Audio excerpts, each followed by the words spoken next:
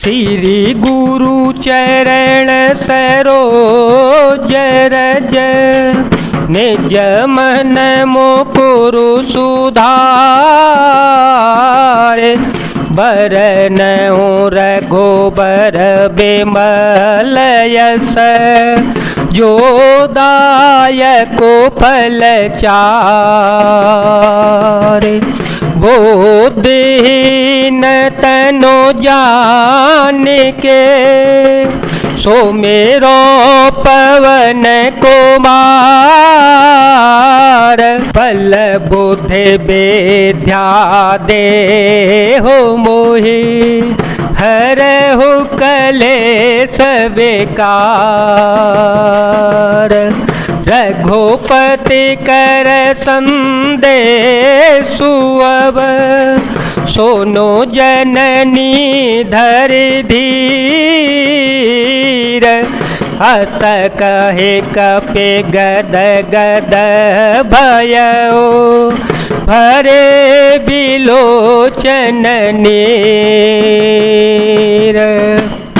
हे माता, अब धीरज धरकर श्री रघुनाथ जी का संदेश सुनिए। ऐसा कहकर हनुमान जी प्रेम से गदगद हो गए। उनके नेत्रों में प्रेम आंसुओं का जल भराया। कहेउ राम वियोग तव सीता मोकहु सकल भये विपरीता नवतरु किसलय मन हो कृशानु काल निशास मन से शशि भानु कुबलय विपिन कुंत बन सरेसा बारे दत्त पत तेलो जनु बरेसा जेह तरहे करत ते पीरा उर्ग श्वास सम त्रिविध समीरा। हनुमान जी बोले, श्री रामचंद्र जी ने कहा है कि हे सीते, तुम्हारे वियोग में मेरे लिए सभी पदार्थ प्रतिकूल हो गए हैं। वृक्षों के नए नए कोमल पत्ते मानो अग्नि के समान, रात्रि के समान, चंद्रमा सूर्य के समान और कमलों के वन भालों के वन के समान हो गए हैं। मेघ मानो खौलता हुआ तेल बरसाते हैं और जो हित करने वाले थे वे ही अब पीड़ा देने लगे हैं। त्रिविध शीतल मंद सुगंध वायु सांप के श्वास के समान जहरीली और गर्म हो गई है। कहेहु ते कछु दुख घटी होई कहेहु ते कछु दुख घटी होई काहि कहो यह जान न कोई काहे कहो यह जान न कोई तत्व प्रेम कर ममयरो तोरा जानत पियाए कुमनु मोरा सो मनो सदा रहत तो ही पाही जानो पे तेरा सुयत ने माही प्रभु संदेश सुनत बेदेही प्रभु संदेश सुनत बेदेही मगन प्रेम तन सुधि नहीं तेहि कह कपि हृदय धीर धरो माता सुमिरो राम सेवक सुख दाता पुरयान हो रघुपति प्रभुताई पुरयान हो रघुपति प्रभुताई सुन मम वचन तजहु कदराई। मन का दुख कह डालने से भी कुछ घट जाता है, पर कहूँ किससे यह दुख कोई जानता नहीं। हे प्रिय, मेरे और तेरे प्रेम का तत्व रहस्य एक मेरा मन ही जानता है और वह मन सदा ही तेरे पास रहता है। बस मेरे प्रेम का सार इतने में ही समझ ले। प्रभु का संदेश सुनते ही जानकी जी प्रेम में मग्न हो गईं। उन्हें शरीर की शुद्ध बुद्ध न रही। हनुमान जी ने कहा, हे माता, हृदय में धैर्य धारण करो और सेवकों को सुख देने वाले श्री रामचंद्र जी का स्मरण करो। श्री रघुनाथ जी की प्रभुता को हृदय में लाओ और मेरे वचन सुनकर कायरता छोड़ दो। निश्चर निकर पतंग सम रघुपति बान प्रसानो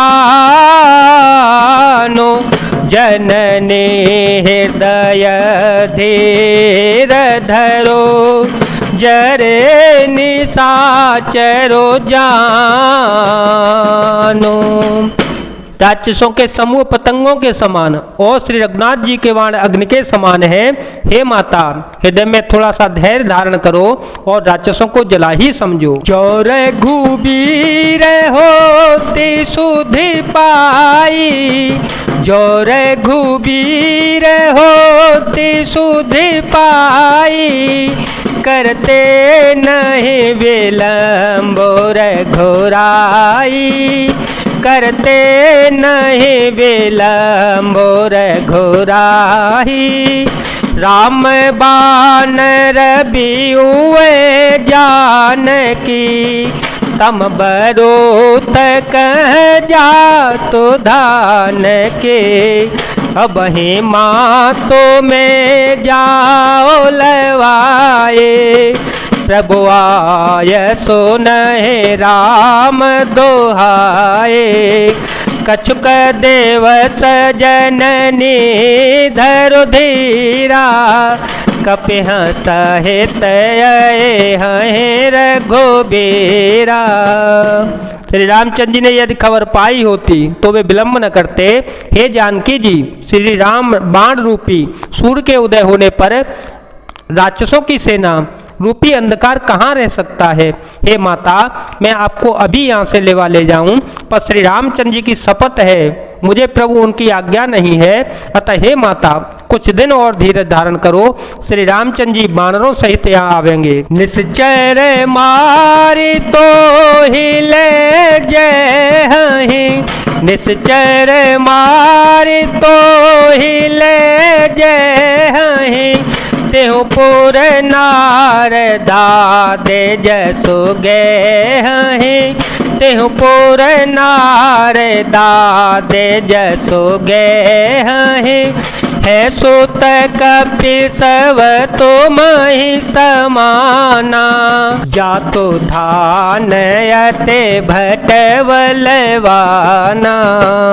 मोरे हृदय परम संदेहा, सुन कपि प्रगट के निज देहा।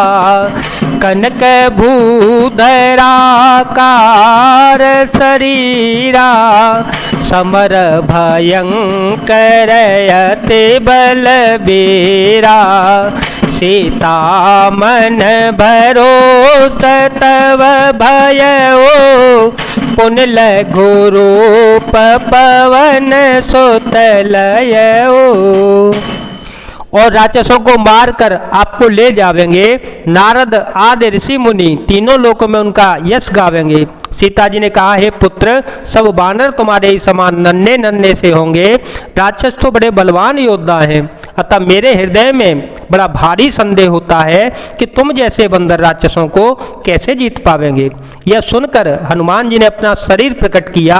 सोने के पर्वत सुमेरु के आकार का अत्यंत विशाल शरीर था, जो युद्ध में शत्रुओं के हृदय में भय उत्पन्न करने वाला था। अत्यंत बलवान और वीर था। तब उसे देखकर सीता जी के मन में विश्वास हो गया। हनुमान जी ने फिर छोटा रूप धारण कर लिया। सुनु माता शाखा मृग, नहीं बल बुद्धि विशाल। प्रभु प्रताप ते गरुड़हि, खाए परम लघु ब्याल।